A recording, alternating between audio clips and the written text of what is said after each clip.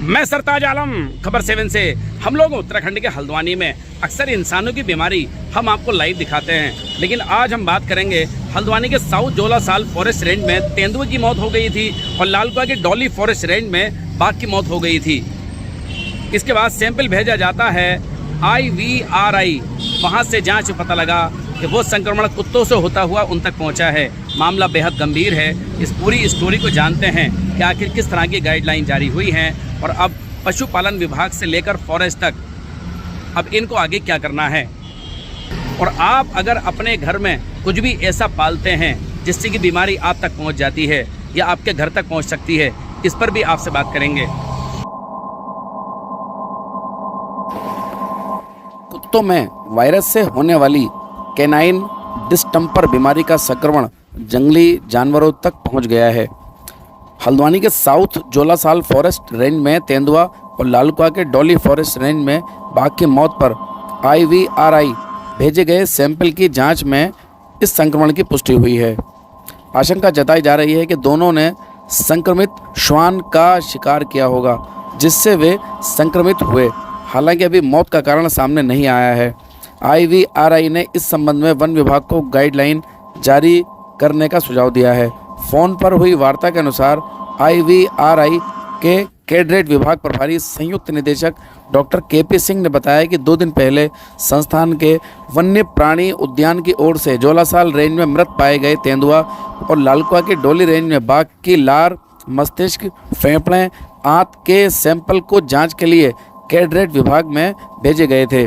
जांच में canine distemper virus होने की पुष्टि हुई है।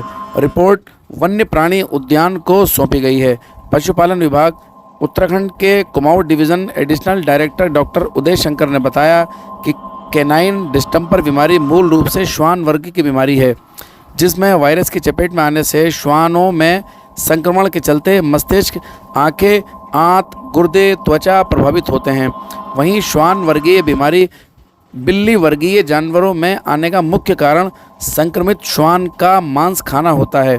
वन्य पशुओं में लक्षण में पेट में दर्द होने से पैरालिसिस व अन्य लक्षण कुत्तों के समान ही होते हैं।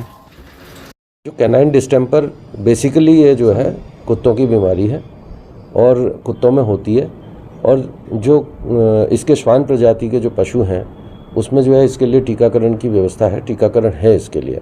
परंतु ये देखा गया है कि पूरे विश्व में कई जगह जो है ये बाघ और शेरों में भी ये बीमारी जो है कुत्तों के साथ में आने से उनके साथ, क्योंकि आजकल मानव वन्य जीवों के साथ साथ वन्य जीवों में आपस का भी संघर्ष बढ़ रहा है। वो लोग जो बाघ वगैरह हैं वो मानव जाति के संपर्क के साथ साथ कुत्तों के संपर्क में भी आते हैं। तो ऐसा देखा गया है कि कई जगह जो है इनके स्पोरेडिक केसेस हुए हैं जिसमें डिस्टेंपर की पुष्टि हुई है। इसके लिए अभी तक तो जो ये स्पीशीज़ है, फेलाइन स्पीशीज़ जिसमें आपके टाइगर, लेपर्ड वगैरह हैं, इनके लिए कोई वैक्सीन की व्यवस्था नहीं है, वैक्सीन नहीं है। बट कुत्तों के लिए आती है। तो इसमें सिर्फ ये हो सकता है कि जो ये 2 प्रजातियां हैं, जो श्वान प्रजाति है और ये प्रजाति, इनके जो आपस में जो संपर्क है उसको अवॉइड किया जा सके, सबसे ज़रूरी है। नहीं, इंसानों में अभी तक इस बीमारी का कोई भी जो है जानवर से इंसान में संक्रमण नहीं हुआ है। डॉक्टर उदय शंकर, मैं एडिशनल डायरेक्टर हूँ कुमाऊं रीजन।